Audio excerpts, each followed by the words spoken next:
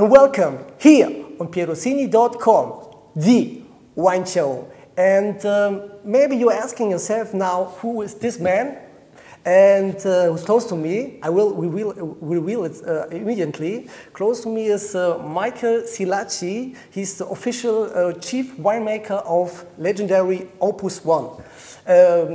I think somebody of you heard of Opus One, which is considered to be a premier cru of California wines. And Michael, great to have you here on my wine show. You're fine? Yeah, thank you very much for the invitation. I'm happy to be here. Please, I think maybe there are some people who don't know Opus One. I think you have a long history. Just can bring, like, in 10 seconds, tell the people or the audience something about Opus One.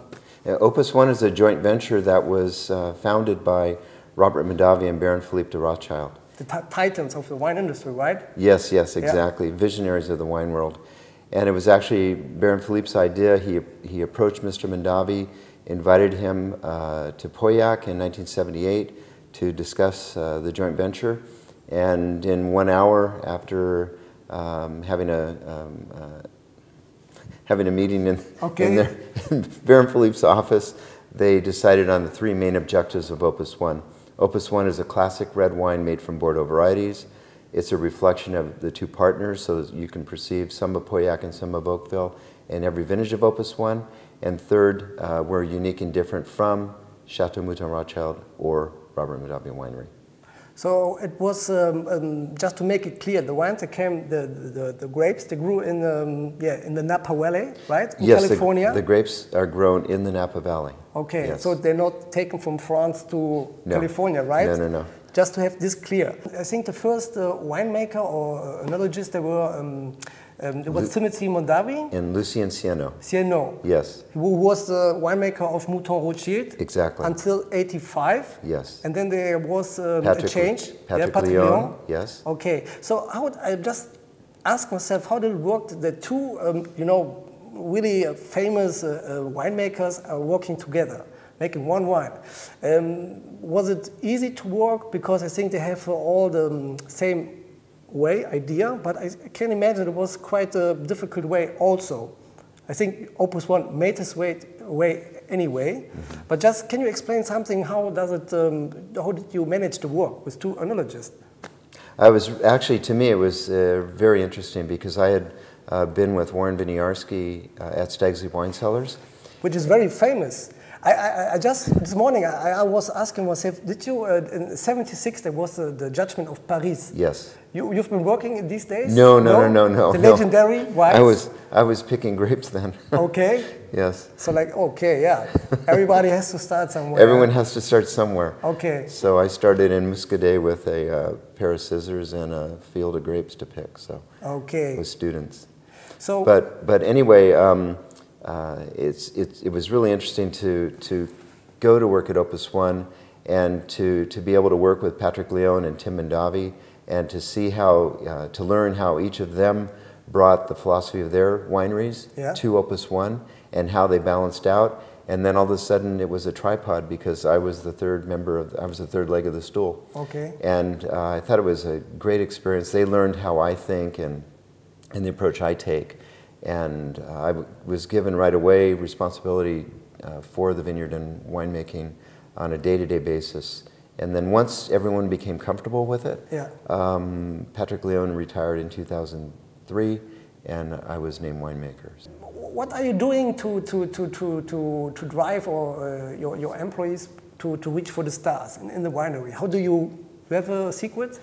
Because, I mean, when you want to make like a first premier cru, I think there have to be a lot of passion in it. Yes, right? yes, exactly. Okay, good quality needs also passion. Yes. Well, winemaking is a balance between passion and reason. Yeah. And absolutely. And I think, you know, everyone talks about terroir, rocks, soil, water, topography, et cetera, but the one parameter that we often neglect is the human element. And human beings bring all these things together. And so I think it's very important to teach people in the vineyard and the winery what is happening behind the scenes, what is the theory, and give them knowledge so they can take this knowledge and combine it with their intuition, their experience, to do great things. Okay. They get complete authority and responsibility over every aspect of their job. We just have guiding principles, and we have our own responsibilities. So I believe that teams make better decisions than individuals, yeah. and you just need a strong leader to make sure the team's going in the right direction. And we get amazing ideas from the employees. You know that I'm working alone for my wine show, right? Yes, well, no, but I'm like a team member. Yeah, yeah. So together we are strong. Yeah. Maybe can you describe something about, which the France vignerons always say, the terroir of Opus One. You can say there's something special? The estate vineyards of Opus One, we have 4, are on alluvial fans. So the soils are originally volcanic in origin, but they're created really by alluvial fans and the Nappa River. So there's a very gentle slope where our westernmost vineyards are not much higher than where we are at the winery, but there's a very gentle slope coming towards the winery. Most of the soils are loam, so sand, silt, and clay, but mostly a little bit more clay, more gravel on the western side of the vineyard, and as we come towards the river, of course, there's less gravel. So we have we have 70 hectare. So across these 4 vineyards, we have sites that are ideal for Cabernet Sauvignon mostly. We're about 81% Cabernet Sauvignon. Okay. But also they're ideal locations for Merlot, Petit, verdot, Cabernet Franc, and Malbec. Malbec's a very small part of our vineyard. So the first wine will be the 96, because normally you drink from the younger wine to the oldest wine, but you told me you prefer to start with the oldest to go. Yes, because even though we're making wines that are very balanced and classic and elegant, I believe that the older wines are a little bit more subtle, and the younger wines may mask the characteristics. If the tannins are still not completely resolved, which we don't expect them to be when they're younger, then they can give you not such a pure perspective on the older wines. So I prefer the older wine first, if you're okay with that. Yeah, we'll see. This is the 96? This is the 96. I can pour for you? Please. You're my guest in my wine show, so... So please, first. So, just to have to see the bottle. So this is the 1996 legendary Opus One. So, that's like, I smell the perfume directly. Yes. So let's just have to check out the color. It's like, it's dark crimson, right? Yes. Yeah. With some, brown reflexes. Yeah, a little bit of a red brick around the edge. Yeah, yeah. So, nice color. It's just showing off, right? Wow. Yeah. It's excited to be here. It's jumping out of the glass. Yes, absolutely. So I have directly, someone Muhammad Ali, you remember? Yeah, I remember Muhammad Ali. Yes. Yeah, when he started to... Yes. I think this one is one. Some Muhammad Ali wines. Yeah. So we have... So you're suggesting it floats like a butterfly and stings like a bee? Yeah, yeah. Okay. Wow. So we have elevated nose, we have this typically a little bit cigar box. Yes. It's we have some some clove, some cinnamon. It's the classical Bordeaux style. Mm-hmm.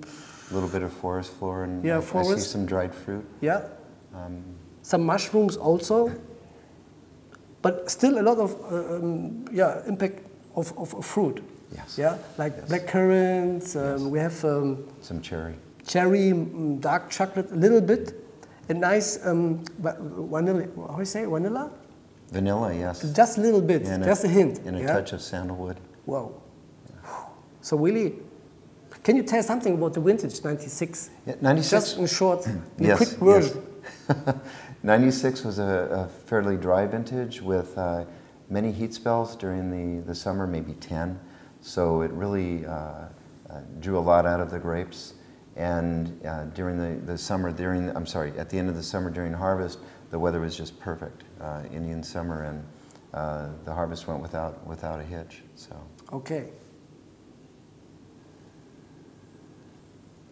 Wow, really. Amazing. So, you ready to taste? I can't wait.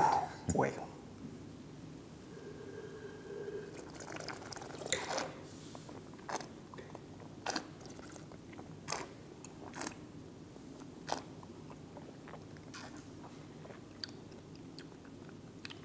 I love the mouthfeel of Opus One. Wow. That's the common thread across all the vintages. These round, creamy tannins and the satin-like texture. This is kind of silky. It's very smooth. It's like, I think this is on a mind-blowing level. It's really, yes, it's really like explosion. We have, I like the wine. It's full of fruit. You have it's very complex. It's like supple tannins. Mm-hmm. I think the balance with acidity is very balanced. Yes. We have the wine is quite dense, not quite dense, it's dense, and a good finish. And I think we have still a potential to age this wine. Mm-hmm. Yes, I believe so. It's absolutely in great condition, 96. So I think this is a great vintage, and yeah. I think this is a good moment for me. So the next wine will be as promised, the 2005 vintage. Hold it in the camera to see it. So it's you can say something about the vintage? The vintage was ideal. It was just a very moderate growing season, no real surprises as far as the weather. Yeah. And inside the winery, everything went very smoothly. We had average skin contact was down a little shorter because we didn't need to, everything just came out of the skins on its own. I think it was 29 days skin contact time, maybe 25, somewhere around there. But really a great vintage. Let's check out the color. It's like, yeah, it's deeper in the color, more opaque, like the 96. It's dark, it's like, yeah, it's like a string of rubies. Yeah. So when you see the color here, it's like, yeah, it's a nice color. So let's have a sniff.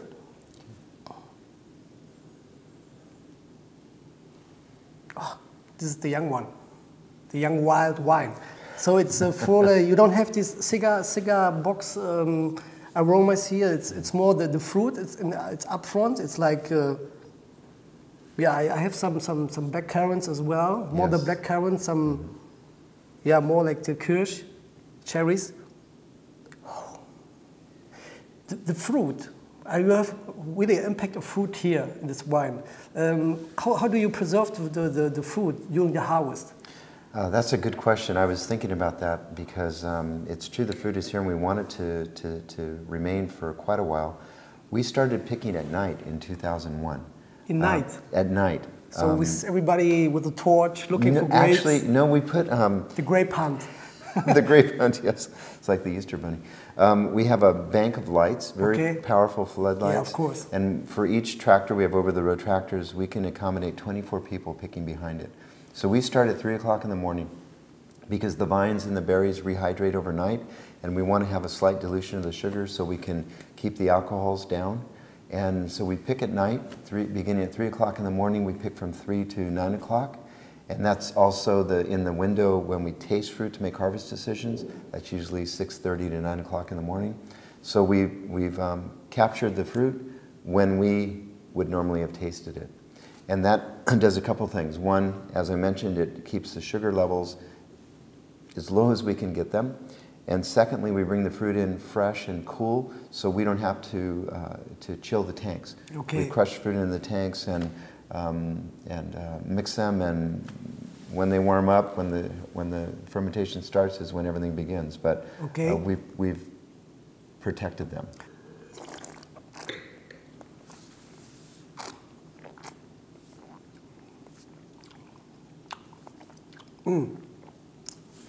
Really Bordeaux-like, really elegant wines. Yeah, and what I really find I like in this vintage right now, again, is the acidity.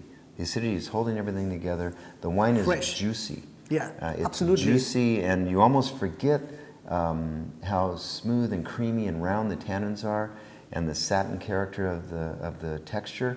because this juiciness just comes forward. It's not excessive, it's not heavy, it just kind of dances across your tongue. Yes. Just excuse me for my bad English. You know, I live in Germany, and but I think we had a nice interview now. And just the last question is, your name Silacci. Say, parla italiano? Or?